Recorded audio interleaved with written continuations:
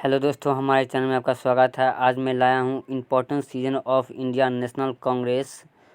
भारत की स्वतंत्रता दिलाने में भारतीय राष्ट्रीय कांग्रेस का महत्वपूर्ण योगदान है, जिसमें कांग्रेस के प्रमुख अधिवेशन में लाया हूँ। तो इसमें आप लोग ज़रूर देख लीजिए, जो कि आरआरबी एनटीपीसी में आप लोग के सवाल यहाँ से एक क्वेश्चन आ सकता है। चलिए, पहला हम लोग चलते हैं बनारस अधिवेशन 1905 में। तो अध्यक्ष कौन थे? गोपाल कृष्ण गोखले। तो 1905 में एक विभाजन हुआ था, बंगाल विभाजन, आप लोग सभी जानते होंगे। तो इस कर्जन के समय में हुआ था। इस नीति का जो है विरोध किया गया था। तो और लाला लाजपत राय ने पहली बार सत्याग्रह अपनाने का विचार रखे थे। 1905 में ही बनारस अधिवेशन में ये सत्याग्रह अपनाने का विचार रखा गया था। चलिए अगले अधिवेशन की ओर चलते हैं। हमारा अगला अधिवेशन है 1906। तो अध्यक्ष कौन थे? दादा भाई नौरोजी। इसमें नरमपंथी और गर्मपंथी में मतभेद हो गया था। नरमपंथी रास बिहारी घोष तथा नरमपंथी जो थे लाला लाजपत राय को कांग्रेस के अध्यक्ष बनाना चाहते थे, मगर अंततः ये रिजल्ट निकला कि दादा भाई नौरोजी ने ही इन्हें अध्यक्ष बनाया गया। स्वराज शब्द का प्रयोग पहली बार कांग्रेस के मन से ही किया गया था, कलकत्ता अधिवेशन में किया गया था। चलिए अगले अधिवेशन के हम लोग चलते हैं। तो सूरत अधिवेशन का हो गया था 1907 को। रास बिहारी घोष कांग्रेस का यहाँ पर विभाजन हो गया था। तो अगले अधिवेशन को चलते हैं।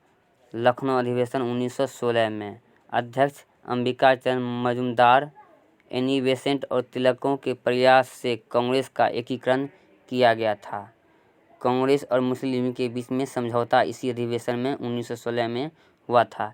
चलिए लाहौर अधिवेशन 1929 में, आप लोग सभी जानते होंगे लाहौर अधिवेशन 1929 को, इसमें कि जवाहरलाल नेहरू को अध्यक्ष बनाया गया था।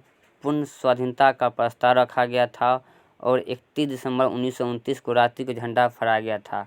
ये कहाँ फहराया गया था? लाहौर के रावी नदी के तट पर जो है यह झंडा फहराया गया था।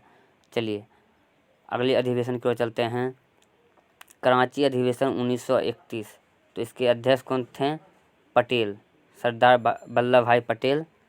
तो गांधी इरविन समझौता जो है 1931 में हुआ था। गांधी जी ने कहा था, गांधी मर सकता है परंतु गांधीवाद नहीं मर सकता है। चलिए अगले अधिवेशन की ओर चलते हैं हम लोग। त्रिपुरा अधिवेशन जो है 1939 को, इसके अध्यक्ष थे सुभाष चंद्र बोस।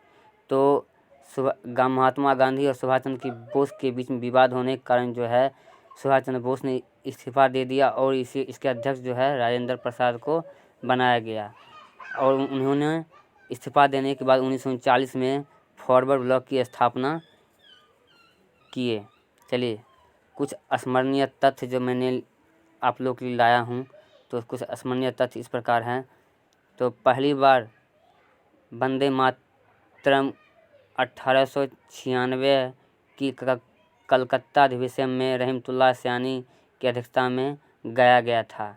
चलिए कांग्रेस के मन से पहली बार जनगण मन पहली बार कलकत्ता अधिवेशन में ही 1911 में विशन नारायण धर के समय अध्यक्षता में इसे गाया गया था।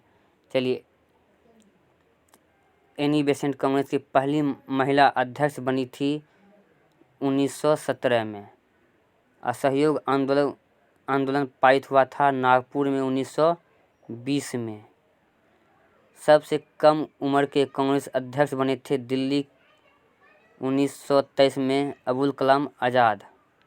चलिए आगे चलते हैं। प्रत्येक कांग्रेसी के लिए खादी पहनना आवश्यक हुआ था गुवाहाटी अधिवेशन 1926 को। चलिए आगे चलते हैं हम लोग।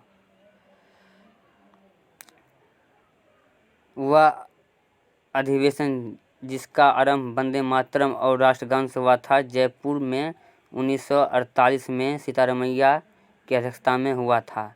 अगर हमारे चैनल को लाइक और सब्सक्राइब कीजिए। अगर पसंद आया हो हमारा कंटेंट तो ज़रूर लाइक